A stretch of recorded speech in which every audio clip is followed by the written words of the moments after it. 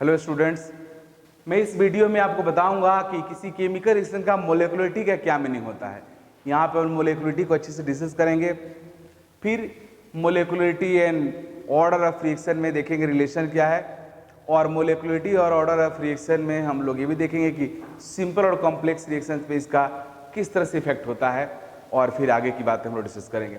सबसे पहले molecularity of reaction. Molecularity का डेफिनेशन होता है it is number of reactant molecules present in A chemical reaction. किसी केमिकल रिएक्शन में जितना रिएक्टेंट मोलिक्यूल्स प्रेजेंट रहता है वही उस केमिकल रिएक्शन का मोलेकुलरिटी कहलाता है। एज फॉर एग्जांपल,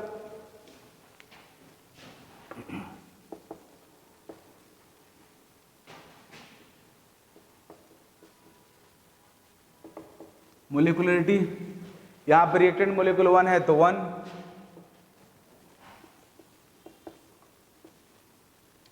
2 तो 2, इस तरह से अगर 2 रिएक्टेंट है तब भी 2।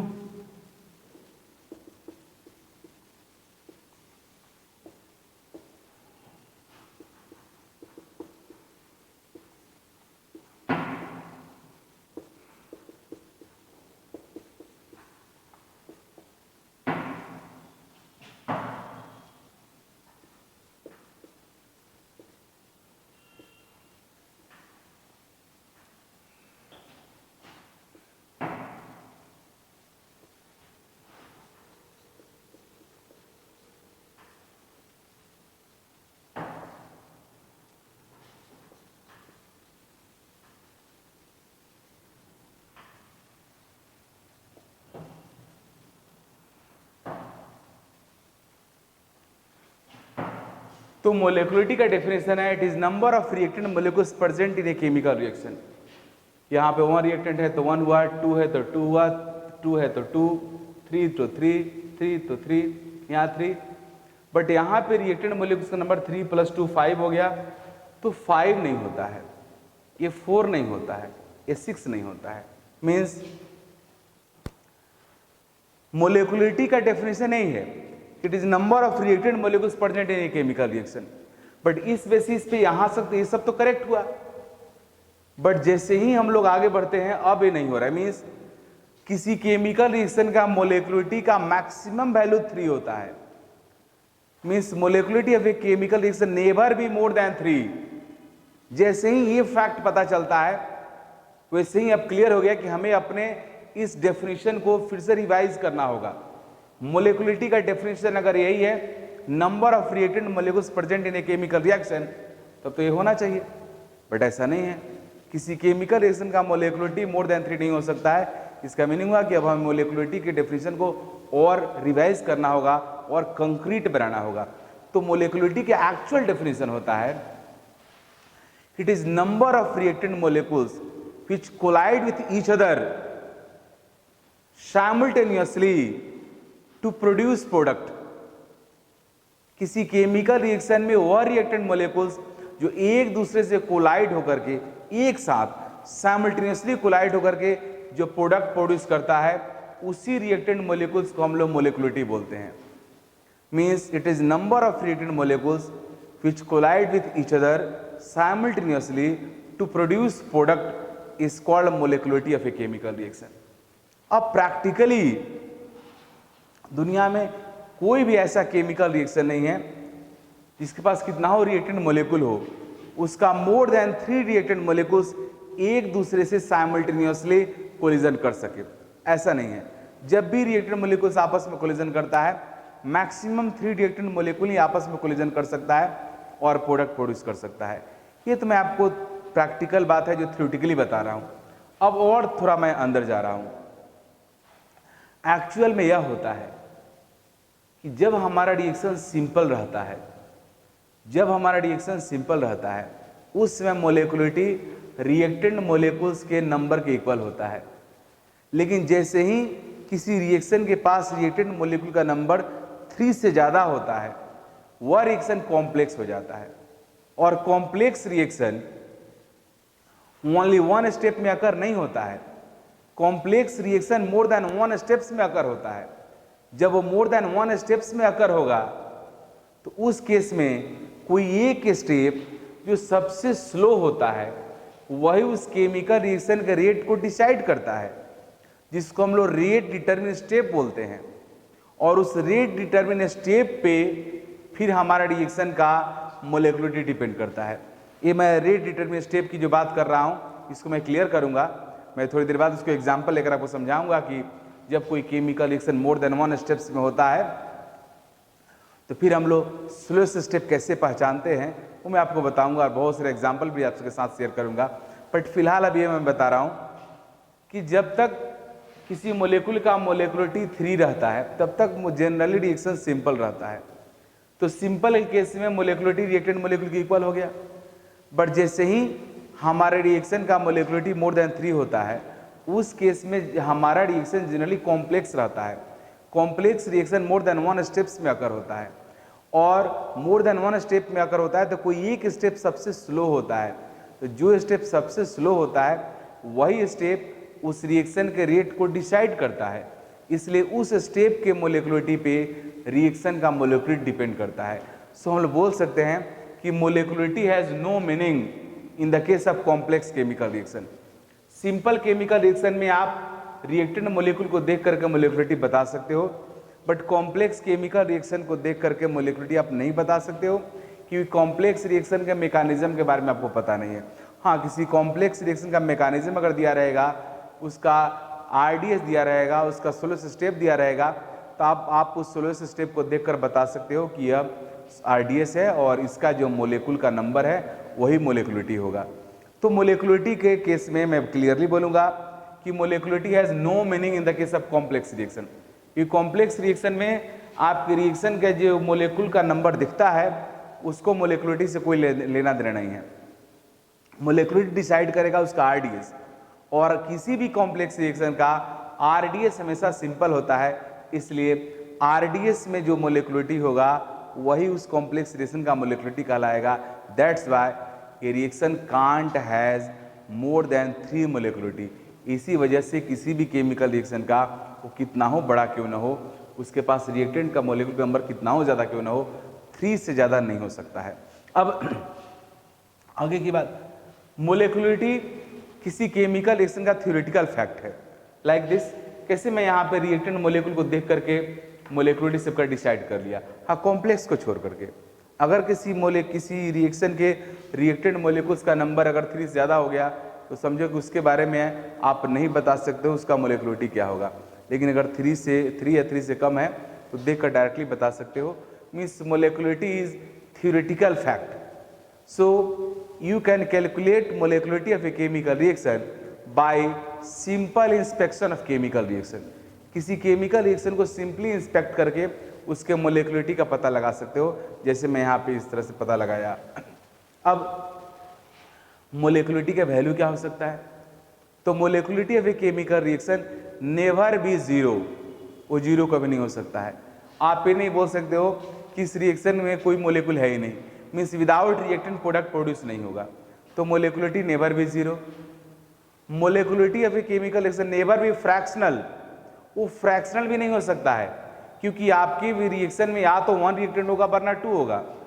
1.5 रिएक्टेंट नहीं हो सकता है, क्योंकि काउंटिंग का नंबर है। लाइक स्टूडेंट्स, क्लास में आते स्टूडेंट 2 रहेगा वरना 3 रहेगा, कभी 2.5 स्टूडेंट क्लास में नहीं आ सकता है। उसी तरह से मोलेकुलरिटी का वैल्यू फ्रैक्शनल नहीं हो सकता है। अगला पॉइंट, मोलेकुलरिटी नेवर भी निगेटिव, मोलेकुलरिटी निगेटिव भी नहीं हो सकता है, क्योंकि मीन्स रिएक्टेंट का नंबर -2 होने का कोई मतलब नहीं है। इसलिए molecularity is always positive integer. Molecularity of a chemical reaction is always positive integer. किसी केमिकल रिएक्शन का मोलेकुलरिटी हमेशा पॉजिटिव इंटीजर होगा। अब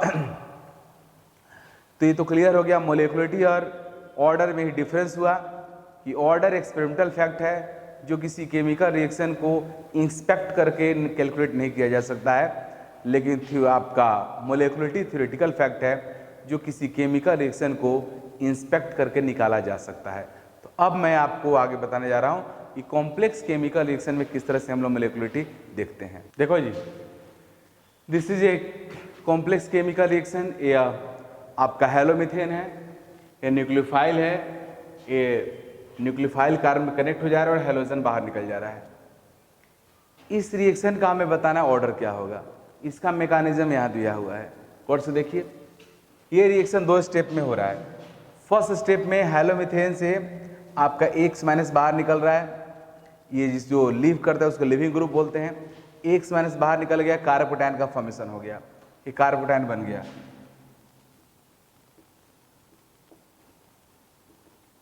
कार्बोकैटायन सेकेंड स्टेप में इस कार्बोकैटायन पे न्यूक्लियोफाइल का अटैक हुआ और आपका प्रोडक्ट फॉर्म हो गया। अब ये रिएक्शन 2 स्टेप्स में हो रहा है। अब इस रिएक्शन में पता करना है कि फास्ट कौन है, स्लो कौन है। तो देखो जी, यहां पे एक स्टेबल कंपाउंड, ये आपका हैलोमीथेन एक स्टेबल कंपाउंड है, एक अनस्टेबल कार्बोकैटायन के फॉर्म में जा रहा है।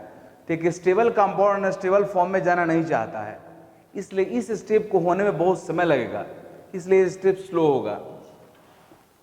होगा। बट यहां सेकंड में देखो, 2 अनस्टेबल, मिथाइल कटायन भी आयन अनस्टेबल होता है, methyl cation unstable, nucleophile unstable, 2 unstable आपस में कंबाइंड होकर एक स्टेबल कंपाउंड फॉर्म कर रहा है, इसलिए स्टेप क्या होगा, फास्ट होगा। अब ये रिएक्शन 2 स्टेप्स में हो रहा है, इसमें से एक फास्ट और एक स्लो है। तो रिएक्शन के रेट को कौन डिसाइड करेगा? तो इस चीज को मैं 2 तरीके से समझा सकता हूं। एक, जैसे मान लो कोई टीम है, रनिंग टीम बनाया गया है, टीम ए और टीम बी है। टीम ए में भी 5 मेंबर्स है, बी में 5 मेंबर्स है। टीम ए के जितने भी आपके मेंबर्स हैं, उस 5 में से 4 मेंबर्स 5 मिनट में ही दौड़ कंप्लीट कर लिए और एक मेंबर 10 मिनट में दौड़ कंप्लीट किया। तो आप बताओ टीम कितना देर में पहुंची? तो 10 मिनट में, क्योंकि जब तक टीम का ऑल मेंबर नहीं पहुंचेगा तब तक टीम को नहीं माना जाएगा कि रेस कंप्लीट किया। इसका मीनिंग हुआ टीम कितना देर में पहुंचा? तो 10 मिनट्स में। मीन्स टीम के रेट को कौन डिसाइड किया? तो सबसे जो भोंद है, मीन्स टीम में जो सबसे भोंद प्लेयर होता है उसका जो रेट होगा वही रेट टीम का होता है। ठीक वैसे ही यह रिएक्शन मोर देन 1 स्टेप्स में हो रहा है, तो जो स्टेप सबसे स्लो होगा वही स्टेप इस रिएक्शन के रेट को डिसाइड करेगा कि पर सेकंड कितना प्रोडक्ट फॉर्म होगा। इसलिए इसी स्टेप को हम लोग बोलेंगे rate determine step, RDS short form, rate determine step, RDS, rate determine step, ये हुआ RDS। और दूसरा तरीका यह भी है, अगर इस स्टेप को होने में अगर 1 मिनट लगता है फर्स्ट ऊपर वाले को, तो इस स्टेप को अकरेंस में सेकंड्स लगेगा, इसलिए इसके रिस्पेक्ट में जो टाइम इसमें लगेगा वो निग्लिजिबल लगेगा। इस स्टेप को होने में जो समय लगेगा वो इसके रिस्पेक्ट निग्लिजिबल लगेगा। मीन्स इस रिएक्शन के होने में जो मेन टाइम लगेगा वो इसी पे डिपेंड करेगा, क्योंकि 1 मिनट के रिस्पेक्ट में फ्रैक्शन ऑफ सेकंड्स, मान लो 10 to the power -5 सेकंड लगता है, वो निग्लिजिबल रहेगा। इसलिए इस रिएक्शन में प्रोडक्ट पर सेकंड कितना फॉर्म होगा टोटली डिपेंड करेगा फर्स्ट स्टेप पे, इसलिए फर्स्ट स्टेप का जो मोलिकुलरिटी होगा वह इस रिएक्शन का मोलिकुलरिटी है। और आप देख लो फर्स्ट स्टेप में कितने रिएक्टेंट है जी? ओनली 1 है। ऐसे भी ऑर्गेनिक केमिस्ट्री में इसको बोलते हैं सबस्ट्रेट और इसको बोलते हैं रीएजेंट। तो आप देख रहे हो इस रिएक्शन के फर्स्ट स्टेप में जो RDS है ओनली 1 रिएक्टेंट है, इसलिए molecularity of reaction is 1।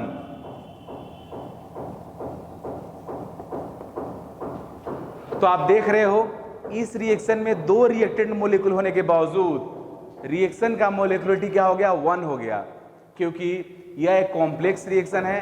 Complex reaction में मोलिकुलरिटी का मतलब हुआ RDS का मोलिकुलरिटी, और RDS का मोलिकुलरिटी कभी भी 3 से ज़्यादा नहीं हो सकता है, क्योंकि RDS हमेशा सिंपल और एलिमेंट्री रिएक्शन रहता है और उसका मोलिकुलरिटी कभी भी मोर देन 3 नहीं हो सकता है। और इस तरह से ये क्लियर हो गया कि molecularity has no meaning in the case of complex reaction. Hello, अब तक हम लोग यह पढ़ लिए हैं किसी केमिकल रिएक्शन के रेट को रिएक्टेंट या प्रोडक्ट के कंसंट्रेशन के चेंज के टर्म्स में कैसे रिप्रेजेंट करेंगे। फिर हम लोग ये भी पढ़े हैं कि किसी केमिकल रिएक्शन का रेट किसी पर्टिकुलर टाइम t पे अपने रिएक्टेंट के कंसंट्रेशन के साथ कैसे रिलेटेड है। अब मैं तीसरा वे पढ़ाने जा रहा हूं किसी केमिकल रिएक्शन रेट को रिप्रेजेंट करने का, and that is called differential rate law expression. Differential rate law expression क्या है? डिफरेंशियल रेट लॉ एक्सप्रेशन मैं आपको बताऊंगा डिफरेंशियल वर्ड का यूज हम लोग क्यों किए हैं, बट उससे पहले हम लोग एक्सप्रेशन देखते हैं। यह रिएक्शन है रिएक्टेंट टू प्रोडक्ट, इसके रेट को आप लिख सकते हो rate is equal to minus D R by D t, change in concentration with respect to time. आप इस रिएक्शन के रेट को रेट लॉ एक्सप्रेशन के अकॉर्डिंग भी लिख सकते हो। अगर यह रिएक्शन nth ऑर्डर का है तो रेट इज इक्वल टू क्या होगा, rate constant into concentration of reactant का power n। Means equation first and second both represent the rate of this chemical reaction. So from equation 1 and 2 दोनों को combine करो तो क्या हो जाएगा जी, minus D R by D T equal to के कंसंट्रेशन ऑफ रिएक्टेंट आर का पावर n। ये भी इस रिएक्शन के रेट को रिप्रेजेंट कर रहा है। इस इक्वेशन को बोलते हैं differential rate law expression. Differential rate law expression why? Because mathematics, in mathematics आपको कैलकुलस में पढ़ाया जाएगा differential equation. Differential equation is that equation in which a mathematical quantity is present as well as their differential coefficient is present. Means ऐसा mathematical equation जहां पे कोई mathematical quantity भी present हो और उसका डिफरेंशियल कोफिशिएंट प्रेजेंट हो, तो that equation is called differential equation. As for example y plus dy by d x, अगर किसी केमिकल रिएक्शन इस तरह से प्रेजेंट है, y भी प्रेजेंट है और dy बाई डी एक्स भी प्रेजेंट है, अगर दोनों प्रेजेंट है तो उस इक्वेशन को हम बोलते हैं डिफरेंशियल इक्वेशन। तो यहां भी आप देख low concentration of reactant R present है और उसका differential coefficient dr by dt present है। मीन्स एक फिजिकल क्वांटिटी प्रेजेंट है और उसका डिफरेंशियल कोफिशिएंट प्रेजेंट है। कोई फिजिकल क्वांटिटी और उसका differential coefficient, if both are present in a same chemical equation then that equation is called differential equation. That's why this representation of rate of reaction is called differential rate law expression. अब differential rate law expression हम लोग समझ गए क्या होता है, इसका हम लोग आगे इस्तेमाल करेंगे और इसी इक्वेशन की हेल्प से हम लोग integrated rate law expression calculate करेंगे। बट उससे पहले मैं आपको बता दूं यूनिट रेट कांस्टेंट की यूनिट कैसे निकालते हैं। हालांकि हम लोग इस डिफरेंशियल रेट लॉ एक्सप्रेशन का इस्तेमाल करके आगे चल के इंटीग्रेटेड रेट लॉ एक्सप्रेशन निकालेंगे, लेकिन उससे पहले मैं आपको बताने जा रहा हूं कि यूनिट ऑफ रेट कांस्टेंट कैसे कैलकुलेट करेंगे and how could we distinguish the different reactions on the basis of unit of rate constant. Unit of rate constant of general order reaction which order is n, rate is equal to concentration rate constant into concentration of reactant का power n। अब हमें इस k का unit निकालना है, means rate constant का unit निकालना है। Rate constant k is equal to what, rate by concentration of reactant का पावर n। आप सबको मैं बताया हूं कि रेट क्या होता है, किसी केमिकल रेट क्या होता है, change in concentration of reactant और product with respect to time. Means change in means concentration by time को हम लोग रेट बोलते हैं। तो रेट का यूनिट हो जाएगा concentration by time. Concentration means molarity, molarity by time, और ये है मोलारिटी का भी कंसंट्रेशन मोलारिटी है, मोलारिटी का पावर n, ऊपर है मोलारिटी नीचे है मोलारिटी का पावर n। तो क्या हो जाएगा, unit of k is equal to molarity का power 1 minus n into second का पावर -1। अब अगर फर्स्ट ऑर्डर रिएक्शन है, for first order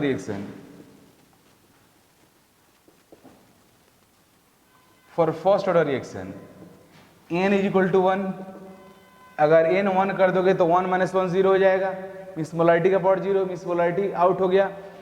means first order reaction का रेट कांस्टेंट यूनिट क्या होगा, unit of k is second का power -1, means time का पावर -1। तो क्लियर हो गया, जितने भी ऑर्डर के रिएक्शन है उसमें सिंगल फर्स्ट ऑर्डर रिएक्शन ऐसा है जिसके रेट कांस्टेंट के यूनिट में मोलारिटी टर्म नहीं रहता है।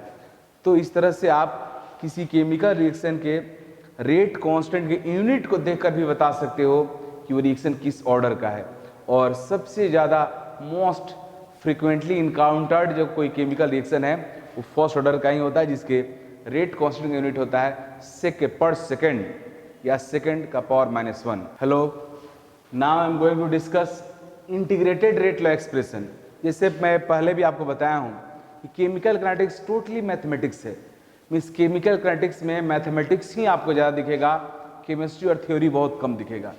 जैसा कि मैं बताया कि पहले डिफरेंशिएशन फिर इंटीग्रेशन, डिफरेंशियल इक्वेशन, तो आपने डिफरेंशिएशन देख लिया, डिफरेंशियल इक्वेशन देख लिया, now term is integrated equation. तो इंटीग्रेटेड रेट लॉ एक्सप्रेशन में आपको पढ़ाने जा रहा हूँ। इंटीग्रेटेड रेट लॉ एक्सप्रेशन में हम लोग डिफरेंशियल इक्वेशन को यूज़ करेंगे और फिर इंटीग्रेटेड फॉर्म में लाएंगे आपके रेट लॉ एक्सप्रेशन को। Means zero order reaction, first order reaction, different order reaction के रेट कांस्टेंट के लिए एक्सप्रेशन हम लोग लाने जा रहे हैं। आप देखिए गौर से, जीरो ऑर्डर के लिए reactant product at t is equal to 0 means जिसमें रिएक्शन स्टार्ट होगा at the time of start of reaction means at t is equal to 0, जो रिएक्टेंट के कंसंट्रेशन होता है उसको हम लोग क्या बोलते हैं जी, इनिशियल कंसंट्रेशन ऑफ रिएक्टेंट, जिसको R0 से रिप्रेजेंट करते हैं। देखो जी, एक और बात मैं बता दूं, जीरो ऑर्डर फर्स्ट ऑर्डर ये दो ऑर्डर रिएक्शन एनसीईआरटी बुक में पढ़ना है और 12th एग्जाम के लिए वेरी इंपॉर्टेंट है। इसलिए जीरो ऑर्डर और फर्स्ट ऑर्डर के लिए जो मैं एक्सप्रेशन ड्राइव करूंगा उसमें सिंबल वही इस्तेमाल करूंगा जो आपके एनसीईआरटी में दिया हुआ है, क्योंकि सिंबल वेरी करने के बाद स्टूडेंट्स को कन्फ्यूजन हो जाता है और वो मिस्टेक कर देता है। इसलिए जीरो और फर्स्ट ऑर्डर के लिए मैं उसी सिंबल्स का इस्तेमाल करूंगा जो एनसीईआरटी बुक में भी आपको है। लेकिन सेकेंड ऑर्डर और सेकेंड ऑर्डर जिसमें दो रिएक्टेंट हो या nth order reaction academic exam से नहीं पढ़ना है। तो जब वो सब मैं आपको बताऊंगा तो दूसरे सिंबल का इस्तेमाल करूंगा, क्योंकि उस सिंबल पे एग्जाम्स में क्वेश्चन ज़्यादा आते हैं। इसलिए अभी मैं जीरो और फर्स्ट ऑर्डर के लिए एक्सप्रेशन ड्राइव कर रहा हूँ एनसीईआरटी के सिंबल को लेकर के, लेकिन फिर बाद में जब इसको कॉम्पिटिटिव सेक्शन जैसा मैं पढ़ाऊंगा तो दूसरा सिंबल लेकर इस्तेमाल करूंगा, आपको आगे बताऊंगा। बट अभी एनसीईआरटी के अकॉर्डिंग सब कुछ हो रहा है। Integrated rate law expression for zero order reaction exactly NCERT के according, first order reaction NCERT के according, because these are very important derivation for board exams. ये बोर्ड एग्जाम के लिए बहुत इंपॉर्टेंट चीज है, आपको दिमाग में रखना होगा। अब at t is equal to 0 पे जो रिएक्टेंट कंसंट्रेशन है वो होगा इनिशियल कंसंट्रेशन ऑफ रिएक्टेंट। जिसमें रिएक्शन स्टार्ट होगा उसमें प्रोडक्ट का कंसंट्रेशन कितना होगा, 0, क्योंकि रिएक्शन जिसमें स्टार्ट करते हो उस समय you have taken only reactant, there is no product. उसके बाद means after some time reactant is started to convert in product, then you can get product. So at the start of reaction vessel has only reactant, no product, and that reactant is called, that concentration of reactant is called initial concentration of reactant। आगे बढ़ते हैं। at time t पे मानो कि reactant का concentration अब है R, तो प्रोडक्ट का कंसंट्रेशन कितना हो जाएगा जी, इनिशियल था R0, R अभी बचा हुआ है, तो प्रोडक्ट कितना बचा, प्रोडक्ट कितना बना, तो आप इसको लिख सकते हो R0 माइनस R, इस तरह से। अब आप इस रिएक्शन के रेट को कैसे लिख सकते हो, तो rate is equal to minus dr by dt according to change in concentration of reactants, and in other way we can also write rate is equal to rate constant concentration of reactant R का power 0, क्योंकि आपको पता है किसी chemical reaction rate को rate law expression के जैसा भी राइट कर सकते हो। यह K है, आप इसको K0 भी लिख सकते हो, क्योंकि यह zero order reaction rate constant है। Rate constant of zero order reaction, हालांकि कोई जरूरी नहीं है, आप के भी डायरेक्टली लिख सकते हो, कोई दिक्कत नहीं है। Rate constant of zero order reaction, zero order reaction, ये जीरो ऑर्डर रिएक्शन का रेट कांस्टेंट है। अब दोनों इक्वेशन को यूज करेंगे फ्रॉम इक्वेशन 1 एंड 2।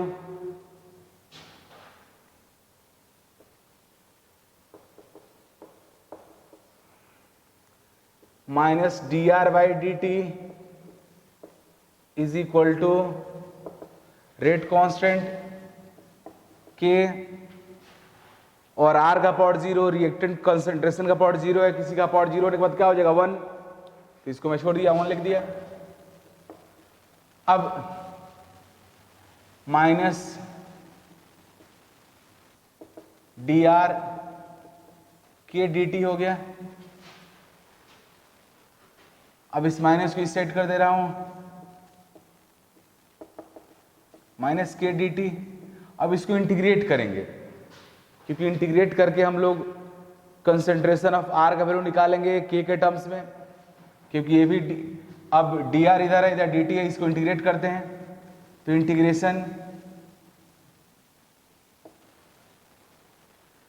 इंटीग्रेशन के लिमिट पुट करेंगे। जब t 0 होगा उसमें r का वैल्यू क्या होता है देख लो।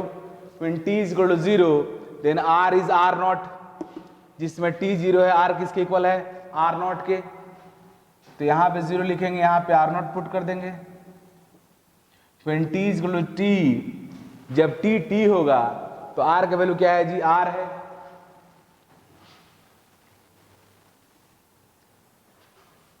आप सबको पता है dr का इंटीग्रेशन r होगा, मींस dx का इंटीग्रेशन x होता है। उसी तरह से यहां पे r होगा, इसका अपर लिमिट है r, लोअर लिमिट है r नॉट, इधर dt का इंटीग्रेशन t होगा, पुट कर दो। तो concentration of r minus concentration r nought is equal to minus के टी। अब आप इसको ऐसे भी लिख सकते हो, इसको इक्वेशन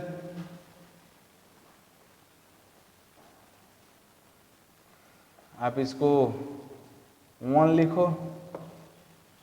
अब इसको आप ऐसे भी लिख सकते हो, concentration of reactant r is equal to are not minus के टी, इक्वेशन 2। अब आप इक्वेशन 1 को थोड़ा सा हम लोग इक्वेशन 2 से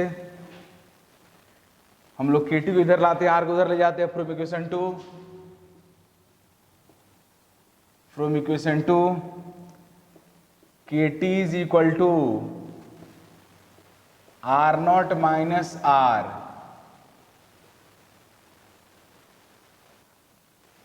तो T is equal to are not minus R by K. This is equation 3। अब यहां पे देख रहे हो, या चाहो तो आप टी को इधर कर दो, के को यहां कर दो, तो आप देख रहे हो rate constant of zero order reaction K is equal to are not minus R by T. ये हो गया आपके रेट कांस्टेंट, टाइम और रिएक्टेंट कंसंट्रेशन के बीच रिलेशन। आप ध्यान से देखोगे तो आपको पता चलेगा कि यह प्रोडक्ट का कंसंट्रेशन है टाइम टी। तो यही बोल सकते हो कि जीरो ऑर्डर रिएक्शन का रेट कांस्टेंट किसी पर्टिकुलर टाइम टी पे इक्वल होता है concentration of product by time. तो this is the derivation for rate constant of zero order reaction. Zero order reaction के रेट कांस्टेंट का डेरिवेशन है, जिसको हम बोलते हैं इंटीग्रेटेड रेट लॉ एक्सप्रेशन। सब कुछ सिस्टेमेटिकली मैथमेटिकली हुआ है, वो सिंपल है, बोर्ड के एग्जाम के लिए बहुत बहुत इंपॉर्टेंट है। Now graphical representation of zero order reaction.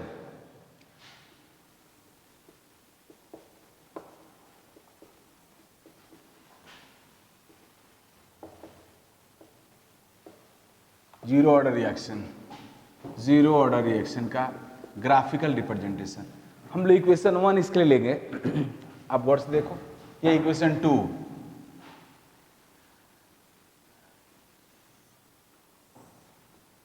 इस एक्सिस पे ऑर्डिनेट पे मैं कंसंट्रेशन ऑफ रिएक्टेंट रख रहा हूं, this is concentration of reactant.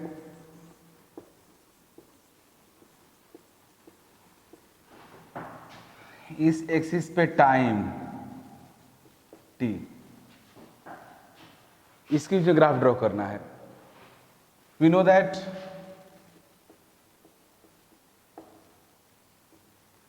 concentration of reactant R at any time t is equal to initial concentration of reactant R naught minus Kt.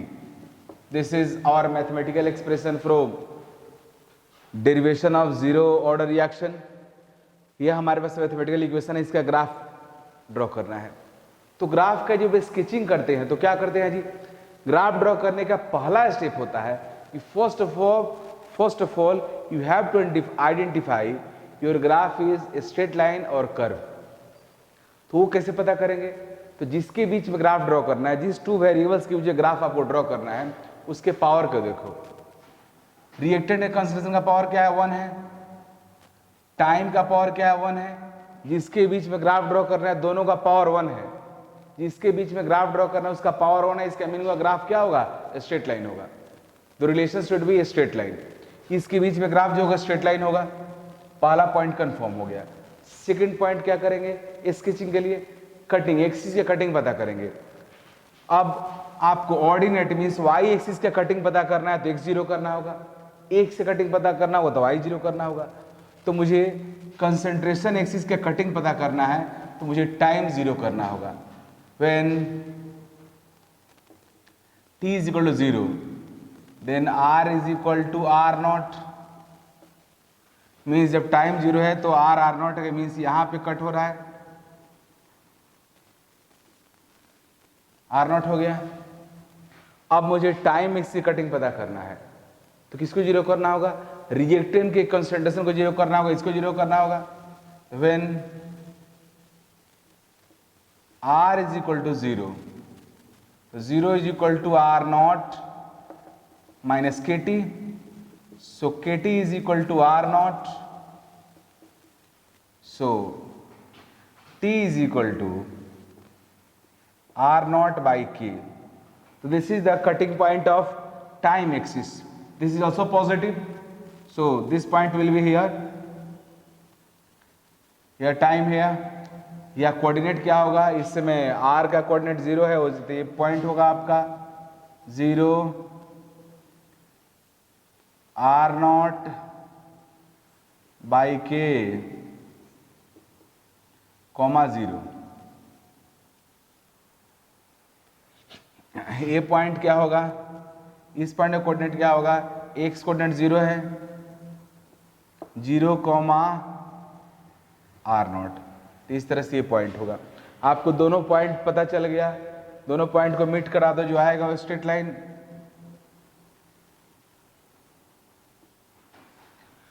ये हमारा graph हो गया किसका जी, r is equal to r not minus के T. Means zero order reaction के reactant के concentration और टाइम के बीच ग्राफ स्ट्रेट लाइन होगा, मीन्स लीनियर रिलेशनशिप होगा। इस ग्राफ का स्लोप निकालते हैं, तो स्लोप निकालने का दो तरीका है। एक तो आप y equal to m x plus c से कंपेयर करो, एंड सेकेंड डायरेक्टली निकालो। तो इसका जो थीटा होगा ये अगर थीटा है तो स्लोप क्या होगा जी 180 माइनस थीटा।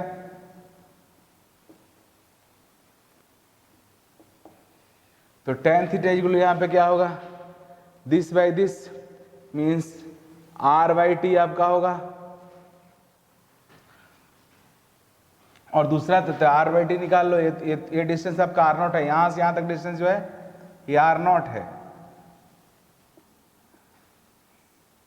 और यहां से यहां तक डिस्टेंस क्या r नॉट बाई के है। तो tan theta is equal to क्या हो जाएगा, tan theta is equal to r nought by k, r nought cancel हो गया, के उलट के ऊपर चला गया, ये हो गया। तो स्लोप क्या होगा, m is equal to minus tan theta होगा, क्योंकि 180 minus theta minus tan theta होता है, मीन्स माइनस के। मीन्स इस ग्राफ का स्लोप होगा माइनस के। इस चीज को दूसरे मेथड से भी निकाल सकते हो by comparing y equal to plus c से।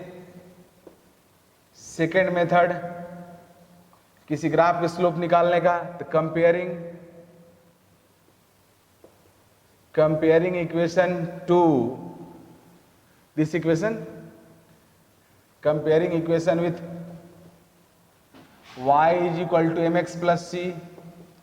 y इज प्लस सी से कंपेयर करो इस इक्वेशन को। r is equal to are not minus के टी। तो देख लो y की जगह पे r है, t वेरिएबल है, t की जगह पे क्या है, मतलब इसमें x जगह पे t है, r नॉट c की जगह पे c कांस्टेंट होता है, x का जो कोफिशिएंट होगा वो स्लोप होता है, तो t का कोफिशिएंट माइनस के है। तो क्लियर हो गया, slope is minus, m is equal to minus k. तो आप y is equal to m s plus c से कंपेयर करके भी निकाल सकते हो और डायरेक्टली भी निकाल सकते हो।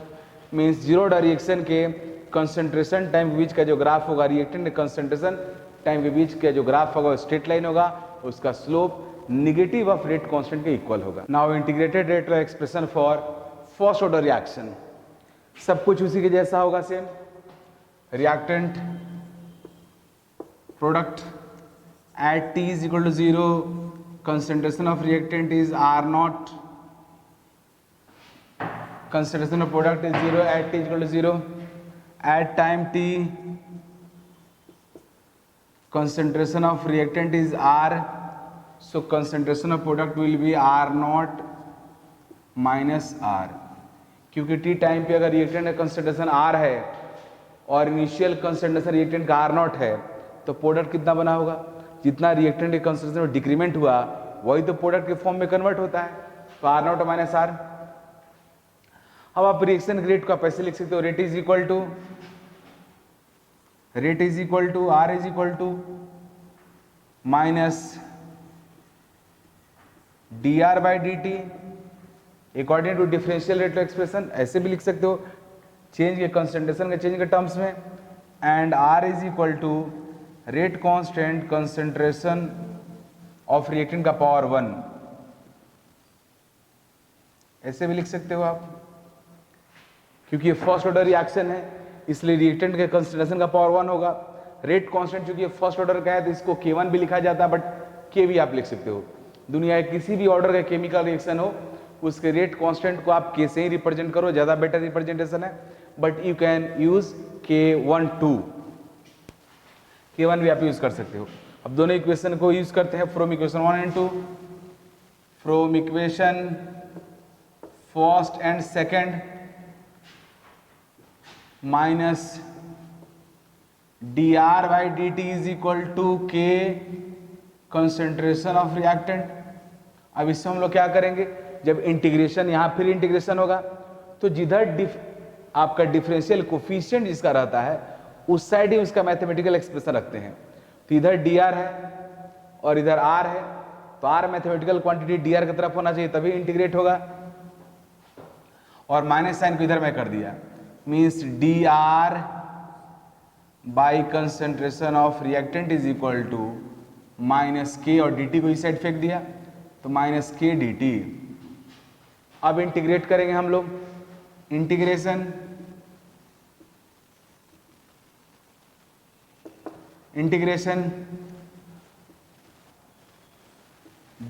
D R by r minus k d t. अब लिमिट पुट करते हैं, जब t 0 होगा तो r किसके इक्वल होगा जी, r नॉट के यहां दिख रहा है आपको, when t equal to 0 then r equal to r not, when t equal to t then r is equal to r। अब आप इसको इंटीग्रेट करो, तुम सब इंटीग्रेशन पढ़ा होगा, इंटीग्रेशन dx बाई एक्स का इंटीग्रेशन ln x होता है, ln x। उस चीज को यहां पे यूज करेंगे हम लोग, dr बाई आर का इंटीग्रेशन ln r होगा, ln r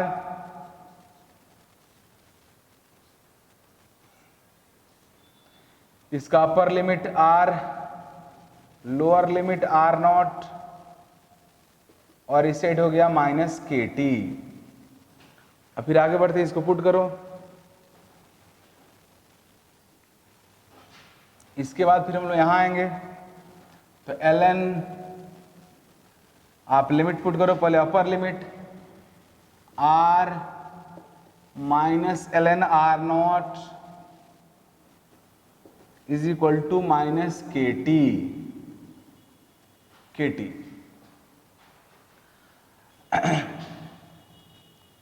अब माइनस ln R0 को इधर फेंक देंगे हम लोग, तो ln R is equal to, या इसको हम लोग KT plus ln R0 minus KT plus ln R0, ये भी हो गया। इसको इक्वेशन हम लोग 1 रखते हैं, अब इसको इक्वेशन 2 रखते हैं, और भी डेरिवेशन इससे करेंगे हम लोग। फिर फ्रॉम इक्वेशन 2 अब हम लोग करेंगे कि KT को इस साइड कर देते हैं और R को इस साइड कर देते हैं, तो KT is equal to ln R0 minus ln R, right. KT is equal to, ln को आप एक साथ कर लो, log m minus log n के फॉर्मूला लगा दो तो हो जाएगा ln R0 बाई R। आप ln को log में कन्वर्ट कर दो तो 2.303 से मल्टीप्लाई हो जाएगा ln R0 बाई R। अब आप k is equal to 2.303 ln, यहाँ पे t नीचे हो जाएगा, ln R0 by R। Expression आ गया, इक्वेशन 3 लिखो। तो आप देख रहे हो कि first order reaction rate constant का एक्सप्रेशन आ गया। इसको आप ऐसे भी कर सकते हो, इसको आप फ्रॉम इक्वेशन हम लोग फ्रॉम वन करते हैं, और derivation from equation 1 ln R minus ln R0 है, तो आप इसको लिख सकते हो ln R by ln R0 is equal to minus KT। ln का पावर e रहता है, ln का बेस e रहता है, तो आप लिख सकते हो R by R0 is equal to minus e का पावर KT। आप इसको लिख सकते हो concentration of reactant R is equal to R0 e का पावर माइनस KT। मीन्स ये भी एक डेरिवेशन आ गया। इसको इक्वेशन आप 4 लिख सकते हो। मीन्स फर्स्ट ऑर्डर रिएक्शन का वेराइटी ऑफ एक्सप्रेशन हम लोग ला सकते हैं रेट कांस्टेंट के लिए, बट जो मोस्ट इंपॉर्टेंट डेरिवेशन है जिसको हम लोग फ्रीक्वेंटली यूज करेंगे वो आपका एक यह है, rate constant K is equal to 2.303 by T ln R0 by R। Here R0 is initial concentration of reactant, R is concentration of reactant at time t, and K is rate constant of first order reaction। Equation 1 2 जो आप देख रहे हो ये भी important है, इससे हम लोग ग्राफिकल रिप्रेजेंटेशन करेंगे फर्स्ट ऑर्डर रिएक्शन के रिएक्टेंट का कंसंट्रेशन और टाइम फ्यूचर ग्राफ। ये जो आप देख रहे हो एक्सप्रेशन जो एक्सपोनेंशियल आ गया ये भी इंपॉर्टेंट है। R is equal to R0 e to the power minus KT, means R हुआ concentration of reactant at time t, R0 हुआ इनिशियल कंसंट्रेशन, E हुआ exponential, and minus KT K है rate constant, T है time. तो T time पे किसी reactant का concentration calculate करने का भी एक फॉर्मूला है। E होता है एक्सपोनेंशियल, E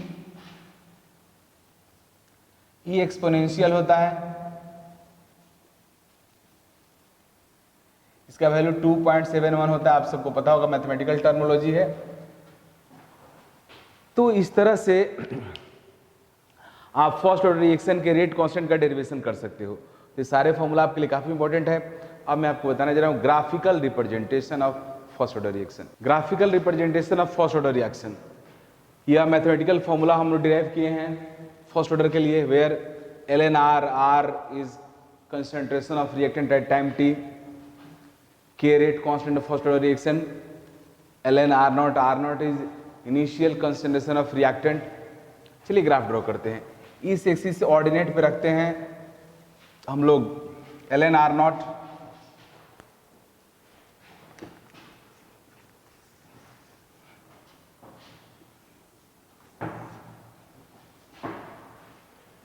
इस पे रखते हैं ln R0,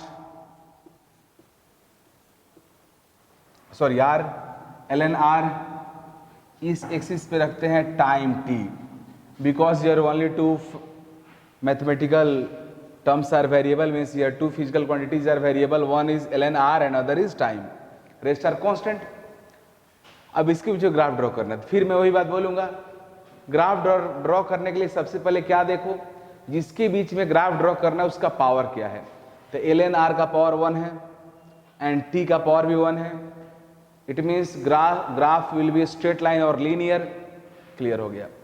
our second job is identify cutting point of respective axis, y और एक्सिस के कटिंग पता करना होगा, मीन्स ln R एक्सिस की कटिंग पता करना होगा और टाइम एक्सिस का कटिंग पता करना होगा। तो आप सबको पता है कि y एक्सिस की कटिंग पता करने के लिए x को 0 करना पड़ता है और x एक्सिस की कटिंग को पता करने के लिए y को 0 करना पड़ता है।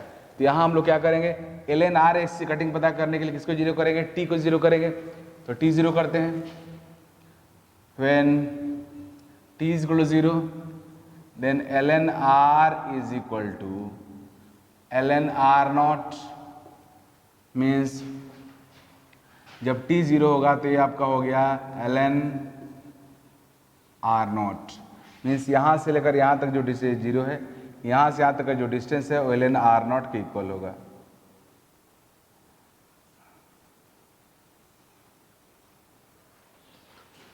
अब t टाइम एक्सिस के कटिंग पता करना है, तो ln R को 0 करेंगे,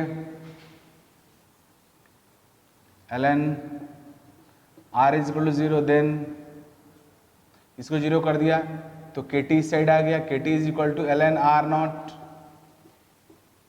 तो t is equal to ln R0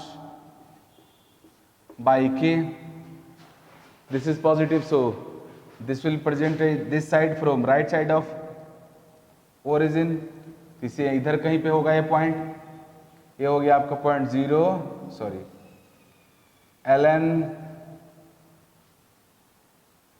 R0 by k comma 0, ये कोऑर्डिनेट हुआ इस पॉइंट का और ये इतना 0 होगा। अब दोनों पॉइंट को मिला देते हैं, मिट कराते हैं,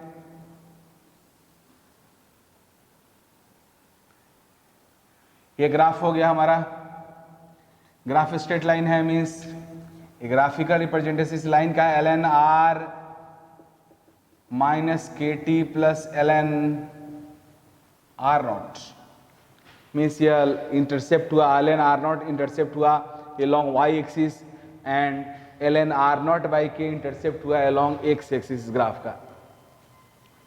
अब स्लोप निकालना है, तो स्लोप निकालने का दो मेथड, एक तो डायरेक्टली आप निकालो, थीटा कर दो इसको तो दिस बाई दिस और माइनस टेन थीटा हो जाएगा इसका स्लोप, और दूसरा आप कंपेयर करके निकाल सकते हो, comparing equation this equation from y यूलिमस plus c, comparing for slope,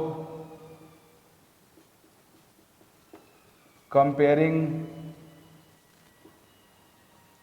with y is equal to mx plus c से कंपेयर करेंगे इसको, ln R is equal to minus kt plus ln R0, right. आप compare करो तो ln R के y की जगह पे ln R है, c की जगह पे ln R0 है, x की जगह पे t है, तो m की जगह पे क्या है, माइनस k है, तो हो गया। x की जगह पे माइनस के हो गया, तो यहाँ पे स्लोप आपका हो गया क्या, slope m is equal to minus k, mean slope आपका हो गया माइनस के इस ग्राफ का। लेकिन माइंड इट, यह ग्राफ ln r और t के बीच में है। अगर log r और इसके बीच में होगा तो log जब लोगे तो यहाँ पे तुम्हारा क्या हो जाएगा, 2.33 से मल्टीप्लाई हो जाएगा, मीन्स यहाँ डिवाइड हो जाएगा, मीन्स सब कुछ बदल जाएगा। तो ln का हुआ, log में क्या होगा मैं आपको बताऊंगा।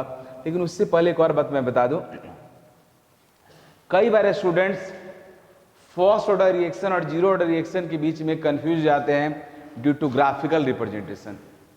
जीरो ऑर्डर रिएक्शन में भी इस तरह से ग्राफ था, स्ट्रेट लाइन, वहां भी कंसंट्रेशन टाइम के बीच ग्राफ था और उस ग्राफ का स्लोप माइनस के इक्वल था, यहां भी वैसा ही है। तो डिफरेंस क्या है, डिफरेंस यह है कि जीरो ऑर्डर रिएक्शन में रिएक्टेंट के कंसंट्रेशन और टाइम के बीच ग्राफ स्ट्रेट लाइन होता है and slope of graph is equal to minus k. But in the case of first order reaction, graph between ln of concentration of reactant means ln of r means log r और time की जो graph है, जबकि zero order में r और time के बीच में था। माइंड इट, यह डिफरेंस है। इसलिए जीरो ऑर्डर और फर्स्ट ऑर्डर रिएक्शन में डिफरेंस है कि यहाँ पे कंसंट्रेशन नहीं रहता है, ln concentration logarithm of concentration होता है, जबकि जीरो ऑर्डर में यहाँ पे कंसंट्रेशन रहता है, यहाँ पे टाइम, और यहाँ पे ln r और यहाँ पे time. If our graph is between log of concentration of reactant time then what will happen, इस बार ln नहीं लिया हूं, log of r है and t, तो क्या होगा, तो इस इक्वेशन को चेंज करना होगा। गौर से देखिए, ln में है, इसको log में कन्वर्ट करो तो हो जाएगा 2.303 log r means common base हो गया 10 माइनस के टी प्लस log, यहां भी वही होगा 2.303 log r नॉट, राइट। अब आप 2.33 से डिवाइड कर दो तो इधर हो गया log r is equal to minus k by 2.303 plus log r naught. तो डिफरेंस कहाँ पे आया जी, डिफरेंस आ गया t के कोफिशिएंट में।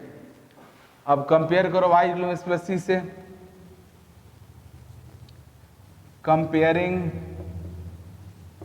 y equal to mx plus c से कंपेयर करो, y की जगह पे log r है, c की जगह पे log r नॉट है, x की जगह पे t है, तो m की जगह पे क्या है माइनस के बाई 2.303। इस बात को आपको ध्यान देना होगा कि ग्राफ किसके बीच में है। अगर ln r और t होगा तो माइनस के होगा स्लोप, बट log r और t होगा तो स्लोप होगा minus k by 2.303। Now I am going to derive some expression for first order reaction at two different time। जैसे कई क्वेश्चन ऐसा रहता है कि t1 टाइम पे कंसंट्रेशन ये है, t2 टाइम पे कंसंट्रेशन ये है, फिर बोलता है कि फर्स्ट ऑर्डर रिएक्शन का रेट कांस्टेंट कैलकुलेट करो। तो मैं आपको बताने जा रहा हूँ, गौर से देखो, एक इक्वेशन तो आपको पता है, इसको हम लोग डिराइव किए हैं, मीन्स डिराइव्ड इक्वेशन है यह, ln r is equal to minus के t plus ln r naught. अब टाइम t1 पे मान लो कंसंट्रेशन रिएक्टेंट का r1 है, लेट एट टाइम t1 या when t is equal to t1, when t is equal to t1 then r is equal to r1 and when t is equal to t2 then r is equal to r2। r naught तो fix होगा, आपको पता है, initial concentration of reactant है, वो तो change होगा नहीं, जितना आप लिए हो वही रहेगा। अब फ्रॉम एबव इक्वेशन पुट करो, ln r की जगह पे रखो r1 minus k t1 plus ln r not, इसको वन इक्वेशन फर्स्ट मान लेते हैं। फिर पुट कीजिए ln r2 is equal to minus k t2 ln r not. आप सेकेंड में से फर्स्ट को माइनस करो, इक्वेशन या फर्स्ट में सेकेंड को माइनस करो, एक ही बात है। Equation first minus equation second, तो क्या होगा जी, इधर हो जाएगा आपका ln R1 minus ln R2, इधर होगा, आप सेकेंड को माइनस कर रहे हो तो ये माइनस माइनस प्लस हो जाएगा, तो k आपका बाहर हो गया, T2 माइनस T1 हो गया, ये दोनों सेम है तो कैंसिल हो गया। अब आप इसको लिख सकते हो ln k is equal to, अब इस दोनों को एक साथ कर दो, ln R1 में से R2 तो ln R1 by R2, k T2 minus T1 is equal to ln R1 by R2, तो k इज इक्वल टू हो जाएगा 1 by T2 minus T1 ln R1 by ln R2। ये भी एक better formula आपके पास आ गया। Means आपको दिया होगा कि T1 टाइम पे कंसंट्रेशन का वैल्यू दिस, T2 टाइम पे that, calculate rate constant of first order reaction, तो you can use this formula, k is equal to 1 by T2 minus T1 जो टाइम का डिफरेंस है, ln T1 टाइम पे जो है R1 ऊपर रहेगा, T2 टाइम पे जो कंसंट्रेशन है R2 नीचे रहेगा।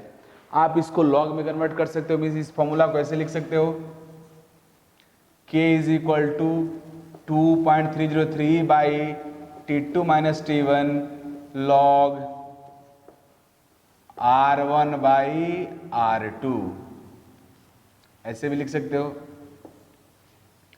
Here R1 is concentration of reactant at time T1 and R2 is concentration of reactant at time T2। अब मैं आपको बताने जा रहा हूं rate constant of first order reaction, first order gaseous reaction. अगर रिएक्शन आपका ऐसा है जिसमें रिएक्टेंट का कंसंट्रेशन दिया हुआ है, तब तो खैर आप उसका आंसर कर लोगे टाइम के साथ, बट कई बार ऐसा होता है गैसियस रिएक्शंस में रिएक्टेंट का कंसंट्रेशन की जगह पे उसका प्रेशर गिवन रहता है, तो अगर प्रेशर के टर्म्स में है तो फिर कैसे कैलकुलेट करेंगे। तो मैं आपको बताने जा रहा हूं, आप सब केमिकल इक्विलिब्रियम में पढ़े होंगे कि जिस तरह से हम लोग प्रेशर मींस रिएक्टेंट और प्रोडक्ट के कंसंट्रेशन को ट्रीट करते हैं, मोल को ट्रीट करते हैं, उसी तरह से मिक्सचर ऑफ गैसेस के प्रेशर को भी ट्रीट कर सकते हैं। बिकॉज एक वेसल में रखे हुए गैस के जो पार्शियल प्रेशर होता है उसके मोल फ्रैक्शन के डायरेक्टली प्रोपोर्शनल होता है, and mole fraction is directly proportional to mole. So जो रेशियो मोल का होगा वही रेशियो प्रेशर का भी होता है। That means you can use pressure ratio in place of mole ratio like this. यहाँ पे एक गैसियस रिएक्शन है, ए डिकम्पोज होकर के बी गैस प्रोड्यूस कर रहा है, 2C प्रोड्यूस कर रहा है। यहाँ पे दिया हुआ है कि वेजल का इनिशियल प्रेशर Pi है, में जिस समय आप वेजल में रिएक्टेंट को लिए हो वेजल का प्रेशर Pi है, और एट टाइम T पे प्रेशर Pt दिया हुआ है। अब आपसे कह रहा है कि इस तरह के गैसियस रिएक्शन के जो फर्स्ट ऑर्डर का रिएक्शन है, रेट कांस्टेंट कैलकुलेट करो in terms of partial pressures of reactant. तो चलिए कैसे करेंगे, तो वही कहानी। सबसे पहले एट T=0 पे वेसल का प्रेशर क्या होगा, Pi होगा। जो ए का प्रेशर है Pi दिया हुआ initial pressure. Initially vessel has no product B and C, so pressure due to product B and pressure due to product C will be 0, but at time T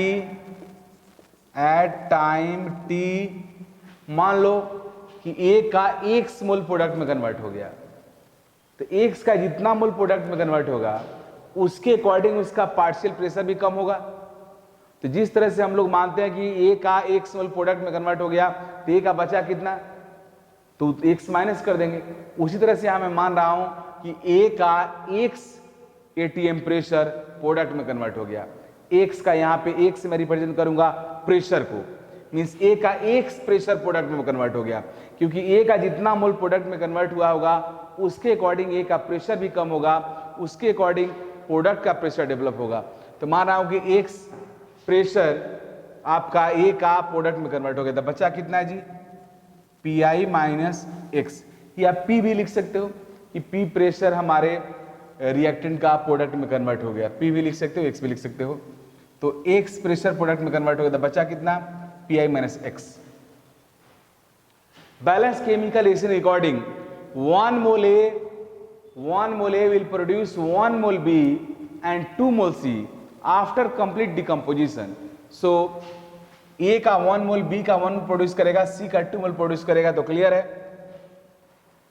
तो इसका X मोल इसका X produce करेगा और इसका 2X करेगा, तो यहां लिखूंगा, लेकिन ये ATM प्रेशर है तो लिखूंगा X ATM, इसका 2X ATM।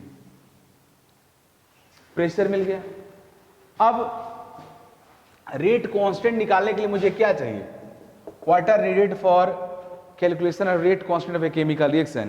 तो we know that rate constant K is equal to 2.303 by T log concentration of reactant, initial concentration of reactant by concentration of reactant at time t। t time पे reactant जो concentration होगा और ये है initial concentration of reactant. तो जब आप pressure के टर्म्स में राइट करोगे रेट कांस्टेंट, तो जहां कंसंट्रेशन है वहां पे क्या यूज करोगे, प्रेशर। मींस हमें रेट कांस्टेंट कैलकुलेट करने के लिए क्या चाहिए, 2.303 by t log partial pressure of a, initial partial pressure of a means Pi by pressure of partial pressure of a at time t. तो partial pressure of a at time t निकालना है, तो partial pressure of a at time t क्या है, Pi minus x, यही है। अब x का वैल्यू जब निकल जाएगा तो फिर निकल जाएगा Pi माइनस एक्स ही पार्शियल प्रेशर ऑफ ए है एट टाइम टी। तो उसके लिए डेटा क्या दिया हुआ है, x गिवन नहीं है, given is Pi and Pt। Pi is initial pressure and Pt is pressure of gas, pressure of vessel at time t। तो Pt इज क्या होगा जी, total pressure at time t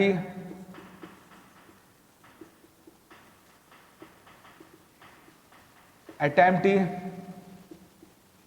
Pi minus x plus 2x equal किसके होगा जी, Pt के। तो x x cancel हो गया, Pi plus 2x is equal to Pt।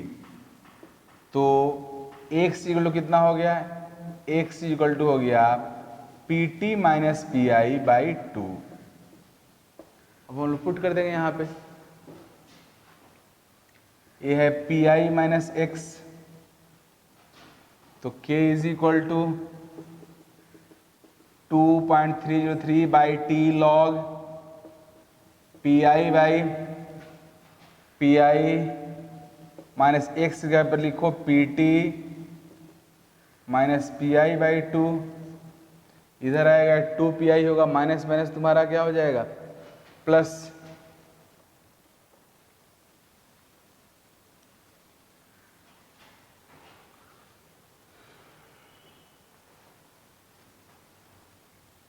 तो हो गया K is equal to 2.303 by t log Pi by, ये आपका 2Pi minus plus 3Pi minus Pt और 2 लट के ऊपर चला जाएगा। तो ये आपका हो गया एक्सप्रेशन K का। But mind it, this is not a general expression in terms of partial pressure of reactants, this is particular, this is rate constant for a particular type of reaction. एक ऐसा reaction जहां पे reactant का 1 मोल product का, एक product B का 1 produce कर रहा है, दूसरे प्रोडक्ट सी का 2 प्रोड्यूस कर रहा है, उसके लिए है। मींस मैं आपको एक पैटर्न बता दिया, आप कोई भी इस तरह का आएगा क्वेश्चन तो उसको इस तरह से करके आप कैलकुलेट कर सकते हो।